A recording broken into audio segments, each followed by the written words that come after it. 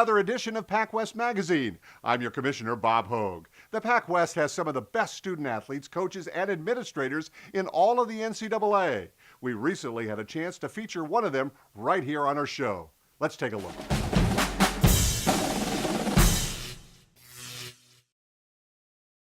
Hilo!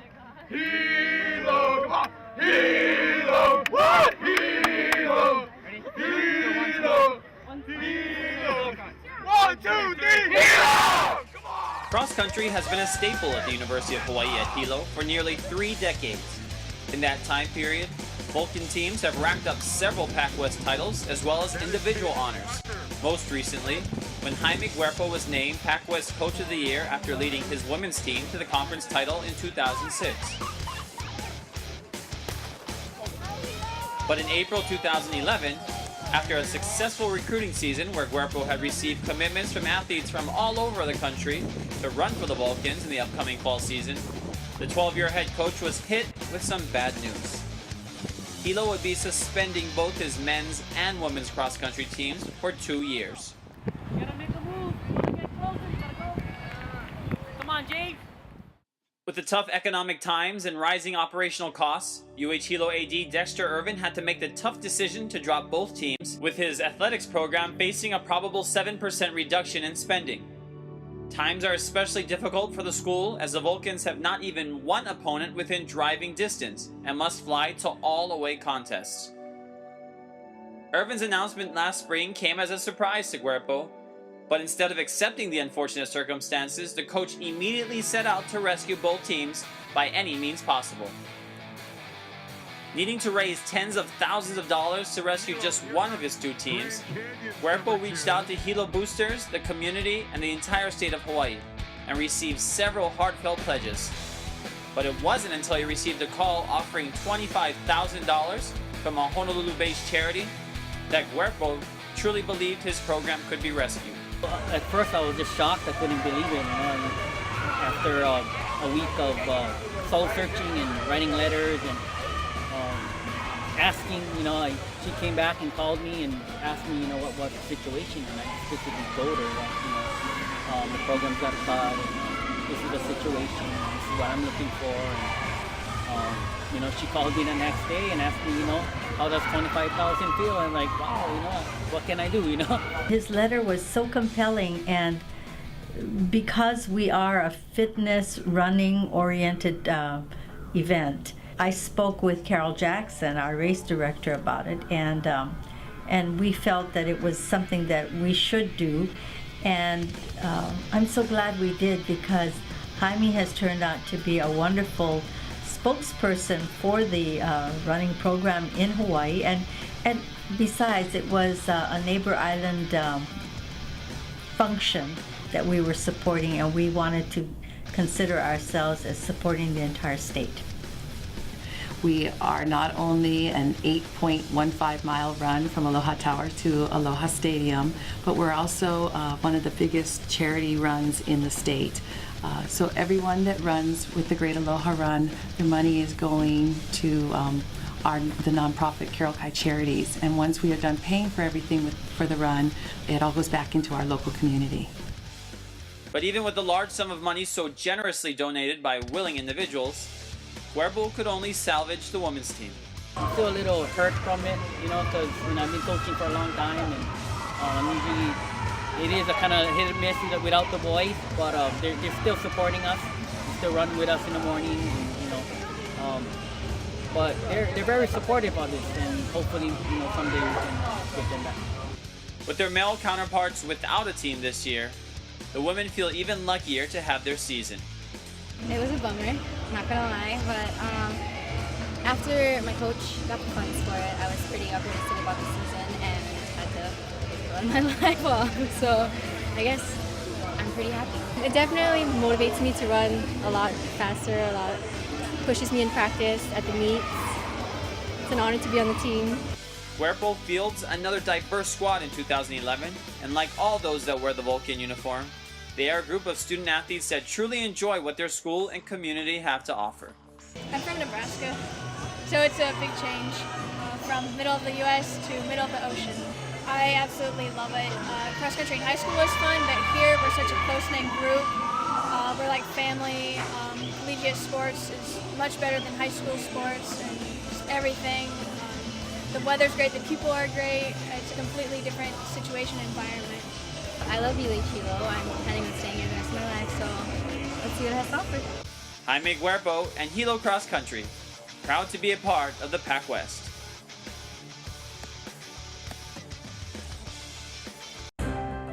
The PacWest. From Hawaii and California to Utah and Arizona, it's the most beautiful destination conference in the entire NCAA.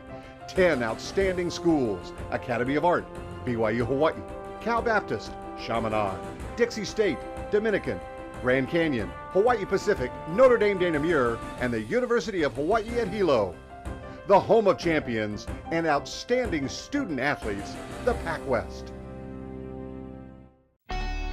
I chose Division II because athletes graduate at a higher rate. I can stay closer to home and be an important part of the community. I chose Division II because I can double major. And take part in campus activities. I chose Division II because classrooms are smaller. Students have more time with their instructors. And I can compete for a national championship. I chose Division II for all these reasons and more. I chose Division II. Imagine collaborating with a diverse group of people from different backgrounds who all share common values. A place where giving back to the community is not only encouraged, but expected. Where your professor is not just a teacher, but a mentor. Imagine a place where individual leadership is prized. Imagine Chaminade University.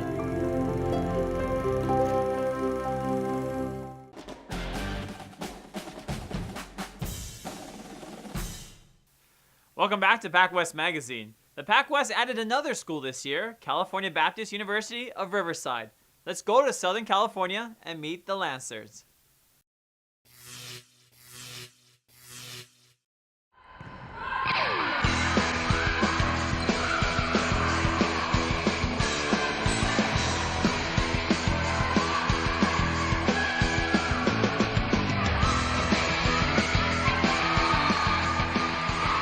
The California Baptist Lancers came into this women's volleyball season as one of the favorites to compete for a PacWest title this fall, despite the fact that they are the newest team in the conference. That's because the Lancers have a proud tradition of great volleyball, including national titles at the NAIA level. One of the main reasons is the great players recruited by CBU head coach Ryan McGuire, who is now in his 10th season at the helm of the Lancers. And one of those tremendous players on this year's team is junior hitter Ingrid Carmona of Santo Domingo, Dominican Republic. In her first season in the PacWest, the two-time NAIA All-American has been nothing short of spectacular. She's one of the top kill leaders in the conference and has earned multiple Player of the Week honors. On this night, on the road in San Francisco, Carmona was dominant again in a 3-set victory over the Urban Knights of Academy of Art. Afterwards, the player who spoke very little English when she came to CBU a few years ago joined her head coach and talked with us about her career at California Baptist.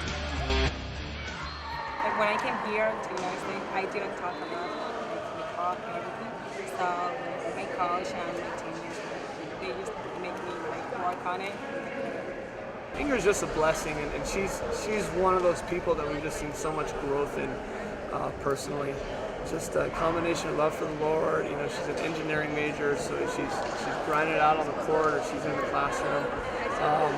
But she's just made leaps and bounds in just what volleyball means to her, and just her commitment to defense. She's passing for us this year, real assertive on her serve, and you know, she definitely has a live arm. That's a great go-to player for us. She's the one that can bail us out of trouble if we stub her toe and put ourselves in a tough situation. You know, our setters do a good job finding her, and she can make things all go well from there. Coming here was like really hard for me. Like I don't know, probably like surprised. Like I didn't know English when I came, so everything was difficult. she's a quiet giant for us too, and just how she encourages and the relationship with the girls is fun for me to watch and see. And how did you find her down in Santo Domingo? We did a mission trip with our team. We went down to Dominican Republic. We did some work in some orphanages down there. And great team bonding time. That was the purpose, the goal. And we got to scrimmage the junior national team while we were down there. And we had another Dominican player on our team. And they shared their testimony in our live. And Ingrid was there. And I think she was kind of attracted to our team. Her coach, who she was playing for, knew 3 of our players. We had some girls from Costa Rica as well that they've competed against on the international level with. And fortunately for me, they spoke well of me and CBU, and they liked the experience, and enough for Ingrid to come make that experience too. So I tell Ingrid it's her job to replace herself with some other, athlete, and but Ingrid's just done a great job taking advantage of the opportunity and really flourished. Like, great grades, great work ethic, and I don't have to worry about anything else. Battling shyness and learning a second language, Ingrid Carmona of California Baptist has risen high above many obstacles to become one of the top players to watch in PacWest women's volleyball. PacWest added the sports of men's and women's soccer just a few years ago, and already the conference has made a splash on the national scene. Let's go to the soccer field and check out these great highlights.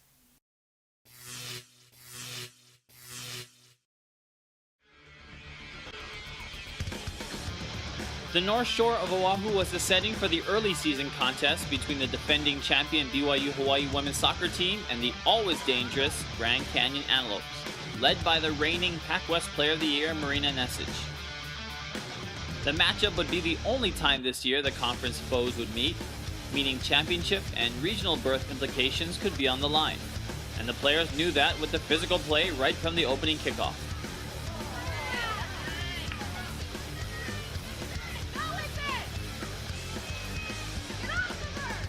The relentless tenacity from both squads saw the Seasiders get the advantage early, when sophomore midfielder Jessica Scarpati was handed a red card just 16 minutes into the contest, meaning the Antelopes would be playing most of the game down one player. With the intensity building on both sides, the Antelopes would eventually lose their leader from the bench as well, when head coach Stevie Gill was dismissed by the head referee.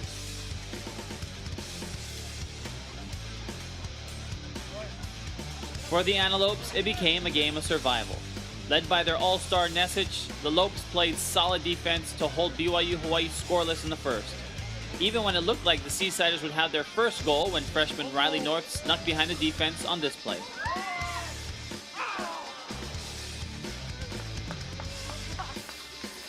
In the second, with the score still knotted at 0 apiece, it was Nesic getting offensive.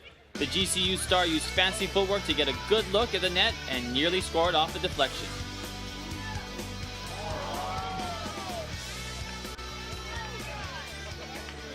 BYU-Hawaii would respond at the other end. Kim Micheletti put a well-placed ball right in front of the net for teammate Abby Lever, but it was GCU goalie Stephanie Phillips winning the battle this time with one of her 5 saves on the afternoon. Having an outstanding game of her own at the other end was BYU-Hawaii's Megan McCain, PacWest Goalie of the Year last year as only a freshman, who collected 5 stops for the Seasiders. With time running out in regulation, the play continued to get aggressive as both teams tried to muster even a single goal.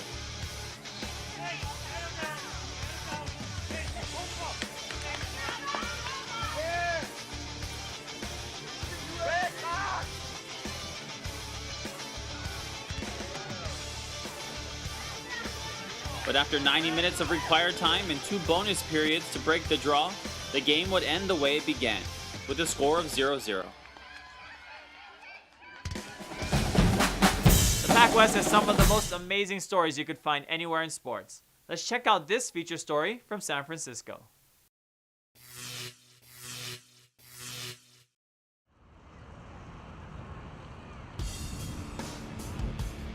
San Francisco is an exciting and beautiful city almost any time of the year. But during Fleet Week, held annually each fall, it's all the more of a great place to be.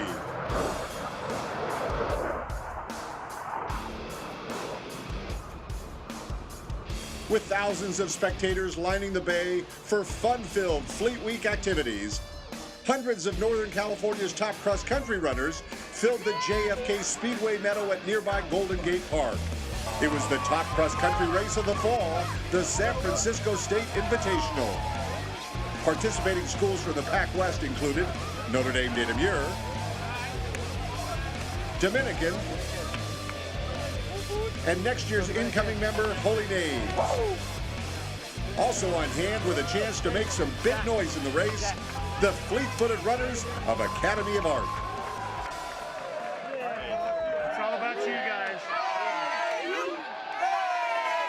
For Academy of Art Athletic Director Jamie Williams, seeing his first ever cross-country race in person, it was a great experience. You know, this is my first ever cross-country meet. Really? I was like, okay, where's the park? Where do I go? Okay, do I stand over here? Can I get in that water? I mean, I didn't even know. The start of the men's 8K saw hundreds of the top runners from Division I and Division II schools all over the Bay Area.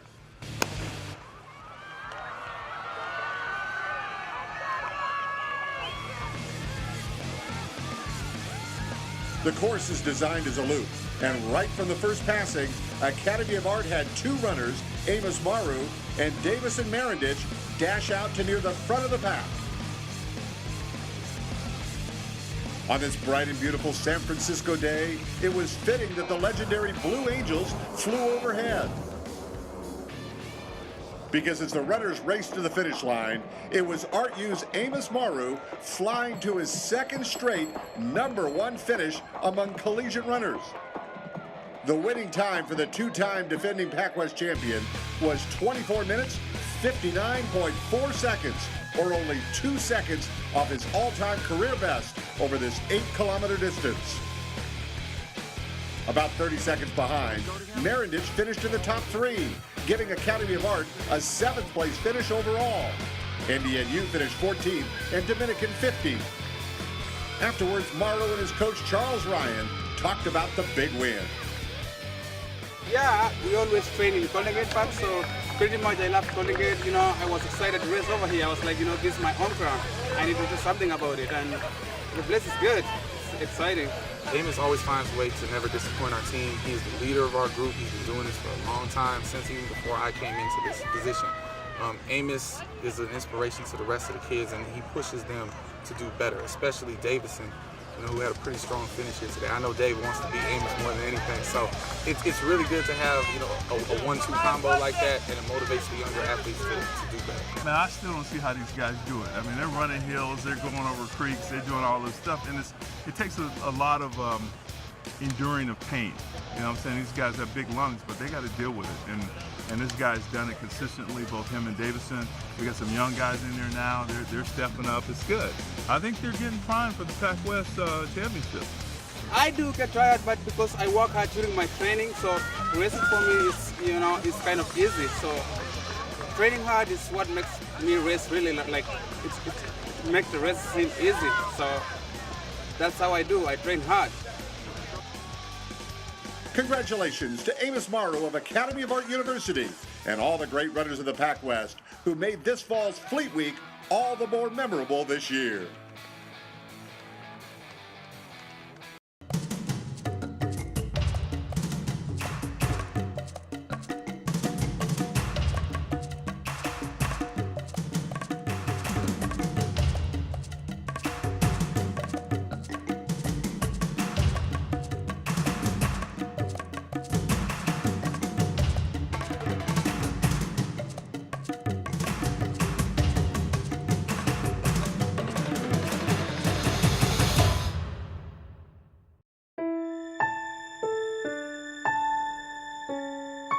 Not just a job search, a journey. Not just a call to arms, a calling. Not just a paycheck, a path. We're all here for a purpose. Find yours at Grand Canyon University. I'm Commissioner Bob Hogue. You're tuned in to PacWest Magazine.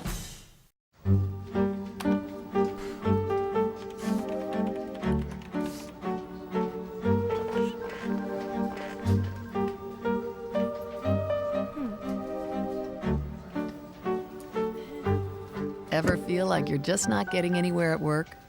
Hawaii Pacific University can help you get ahead, develop your skills, network with other professionals, and get invaluable support from academic advisors. Hawaii Pacific University. Get where you want to go. It doesn't look like your average university, because it isn't. Just 12 miles from San Francisco is an urban oasis where students go beyond the classroom, helping businesses become sustainable, fighting breast cancer, athletes who excel and serve the community. And here, you don't just study history, you help make it.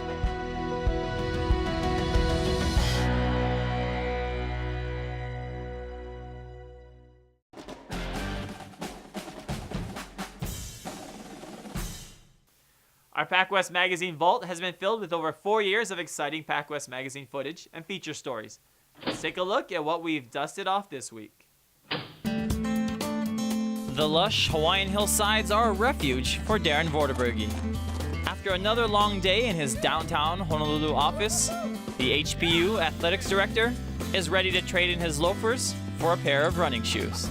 To me, it's a great way to end the day. On the way home from work, I'll take a change of clothes and find a place to stop off and just run through the trails. I always tell people it's a way to get away from the traffic and the stoplights and the horns. But I'm also used to, when you're running through the woods, being worried about poison ivy or poison oak or some kind of wild animals. And I'm very comfortable in the woods in Hawaii. We don't seem to have a lot of those threats. With his pals at his side, or just behind, Vorderbruegge, known to most simply as Vord, is in his element. But this isn't the life he's always known. Just over 3 years ago, Vord brought his family of 5 nearly 4,000 miles from Kansas to the shores of Oahu, where he accepted the HPU men's basketball head coaching job. And although life couldn't be any more different from the Midwest to the middle of the Pacific, the transition for Vord has been an easy one. But I really embraced Hawaii for so many reasons. The culture, music, food. I mean, it's been a life-changing experience for me at a unique time in my life. With my wife and my kids have come here, and being very Midwestern, we just love it here. And a big part of that has been the climate. I like being outdoors, and I think this is what you were alluding to. I enjoy running and hiking and getting in the water. I live out east, and I've gotten to know the Ko'olau trails out there.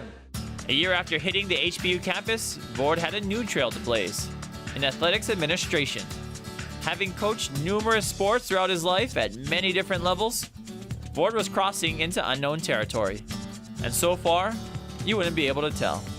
Just a testimony to life. You never know exactly which direction things are going to go. Through a chain of events, got into administration, and that's been a great experience. It makes it more encompassing for you. It's not just basketball, but we have 12 sports now that I'm passionate about and want to see do well and grow. Like many in the PacWest, Vord has found his home in NCAA Division II. Before joining the Sea Warriors, he also coached at Division II Northwest Missouri. Even Vord's son, Dawson, a former Hawaii State track and field champion, now competes at Division II Cal State Stanislaus. While D2 might not have all the glamour that comes with Division I, it is the values instilled in the student athletes that Vord appreciates the most. Our theme is life in the balance, and we really feel like we offer what college athletics should be about. The academic experience, the social experience, community service, and the athletic experience. And the chance to participate for a lot of people who, sometimes it's not a talent level issue. They didn't make Division I. It's an injury, it's a transfer, it's for whatever reason. Division II fills a huge need and is extremely competitive.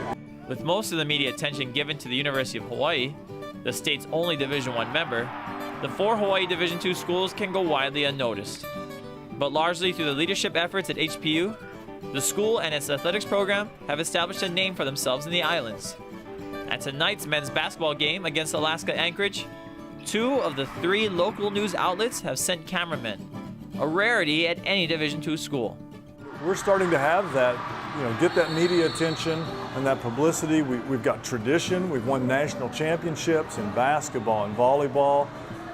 We're off to a great start this fall. Our men's and women's soccer teams, our volleyball team, and both our men's and women's cross country teams all finished in the top 3 of a 9-team conference. And so I think that's an example of why here tonight, there's some media here, and we love that exposure. That lets people know about the great product we have at HPU.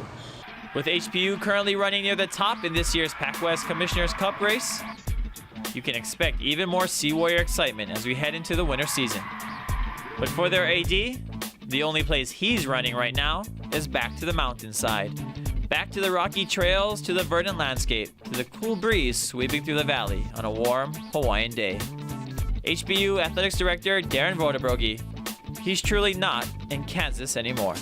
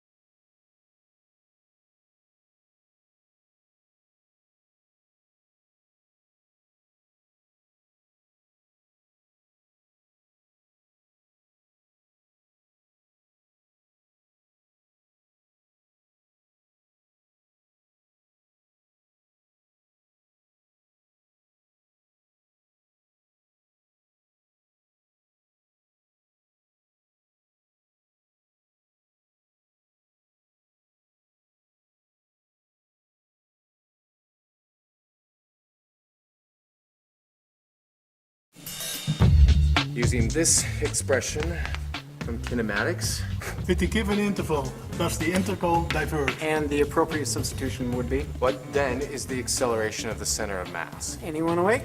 You in the far back. You back there? You got to be kidding. Where did you come up with that? You. You? You? Yeah, no. How about you? Mm-hmm. You in the white.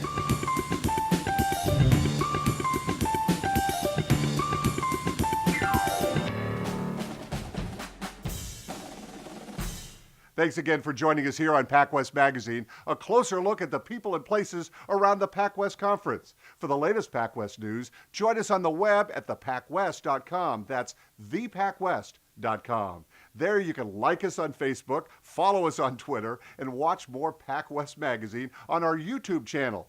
For Wayne Coito and Malia Smith, I'm Commissioner Bob Hogue. See you next time on PacWest Magazine.